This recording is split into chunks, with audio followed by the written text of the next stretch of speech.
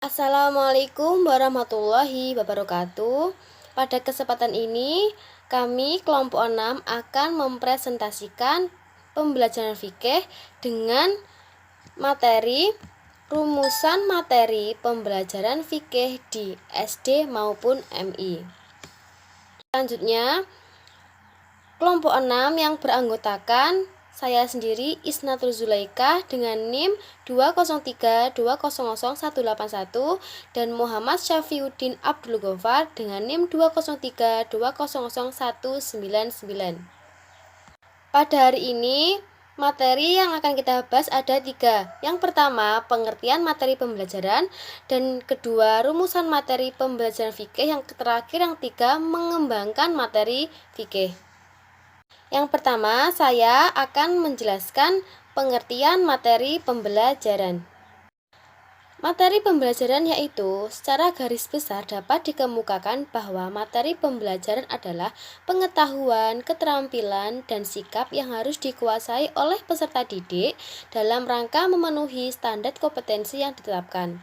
Menurut National Center for Vocational Education Research Ltd, ada 3 pengertian materi pembelajaran, yaitu yang pertama, merupakan informasi, alat, dan teks yang diperlukan guru instruktur untuk perencanaan dan penelaahan implementasi pembelajaran. Dan yang kedua, ada segala bahan yang dapat digunakan guru untuk menunjang kegiatan pembelajaran. Ketiga, seperangkat substansi pembelajaran yang disusun secara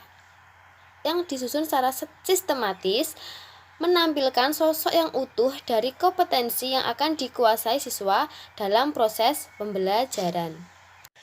Dan materi pembelajaran dapat dibedakan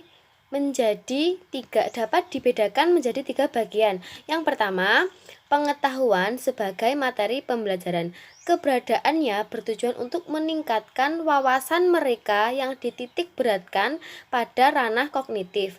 Dan yang kedua, keterampilan sebagai materi pembelajaran.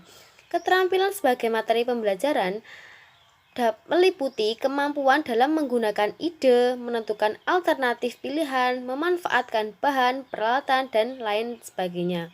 Dan yang ketiga, sikap atau nilai sebagai materi pembelajaran. Sikap atau nilai tersebut antara lain nilai kebersamaan, nilai kejujuran, kasih sayang, tolong menolong, minat belajar, dan semangat kerja. Dan yang kedua, ada rumusan materi pembelajaran fikih yang akan saya sampaikan. Rumusan materi. Mata pelajaran fikih di SD maupun MI bertujuan untuk mengetahui dan memahami cara-cara pelaksanaan hukum Islam yang baik, menyangkut aspek ibadah maupun muamalah untuk dijadikan pedoman hidup dalam kehidupan pribadi maupun sosial. Melaksanakan dan mengamalkan ketentuan hukum Islam dengan benar dan baik sebagai perwujudan dari ketaatan dalam menjalankan ajaran Islam yang baik dalam hubungan manusia dengan Allah Subhanahu wa taala, manusia itu sendiri, sama manusia dan makhluk lainnya.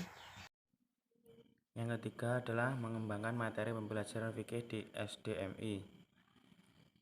Mengembangkan materi pembelajaran adalah bagaimana proses mengorganisasikan materi yang telah disusun secara sistematis yang dapat digunakan guru untuk membantu suatu pembelajaran.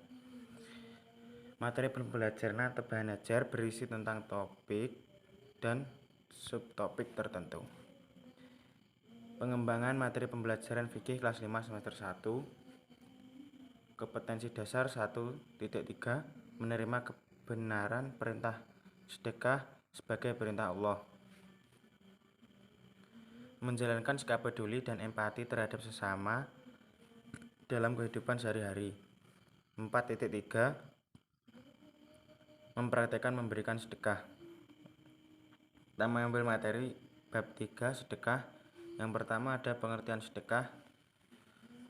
Sedekah secara etimologi berasal dari bahasa Arab yaitu sodakoh, yang berarti memberikan sesuatu hal berupa materi maupun non-materi kepada seseorang dengan tujuan semata-mata untuk mendapatkan ridha Allah. tanpa mendambakan balasan apapun dari seseorang yang diberi. Dalil sedekah yang kedua adalah dalil sedekah. Dalil sedekah ini banyak terdapat dalam Al-Quran dan Al-Hadis. Salah satu contohnya ada dalam surat Al-Baqarah ayat 264. Selanjutnya ada ketentuan sedekah. Yang pertama, hukum sedekah. Hukum sedekah adalah sunnah muakkad, yang berarti sunnah yang sangat dianjurkan oleh Nabi dan sangat penting. Namun begitu, sedekah pada kondisi tertentu bisa berubah menjadi wajib. Selanjutnya ada rukun sedekah. Rukun sedekah yang pertama adalah orang yang memberi sedekah. Orang yang diberi sedekah syaratnya berhak memilikinya. Barang atau lainnya yang diberikan. Yang ketiga ada ijab qabul. Selanjutnya ada syarat sedekah. Yang pertama, orang yang memiliki barang untuk disedekahkan berhak mentasyarufkan. Yang kedua, barang tersebut dapat dijual. Yang ketiga, sama bisa menerima ijab qabul. Selanjutnya ada macam-macam sedekah. Yang pertama ada sedekah wajib, sedekah haram, sedekah sunnah, dan sedekah mubah. Yang pertama, sedekah wajib yaitu sedekah yang harus dibayarkan. Contoh zakat, fidyah, mahar, dan kafarat atau denda. Ada sedekah haram yaitu sedekah yang dilarang. Contoh barang-barang haram dan najis. Yang ketiga ada sedekah sunnah yaitu sedekah yang mendapatkan pahala.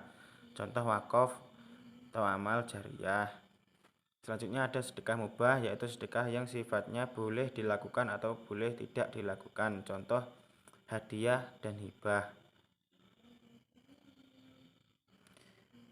Selanjutnya ada bentuk-bentuk sedekah. Yang pertama ada sedekah harta seperti memberikan uang, makanan, pakaian, dan barang yang berguna kepada pengemis. Selanjutnya ada kurban berencana, ada orang kena korban bencana, ada orang kena musibah, dan lain-lainnya. Dua, ada sedekah sikap seperti perbuatan tersenyum, menyambut tamu dengan baik, menyingkirkan penghalang di jalan, dan lain-lain. Selanjutnya ada sedekah lisan seperti berbicara sopan, mengucapkan salam, dan mengucapkan kalimat-kalimat thayyibah.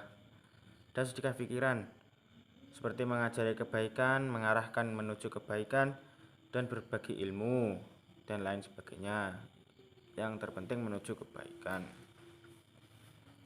Yang terakhir ada sedekah tenaga seperti membantu membangun madrasah, pondok pesantren, masjid, mushola, jalan dengan tenaga, dan lainnya. Selanjutnya ada tata cara sedekah.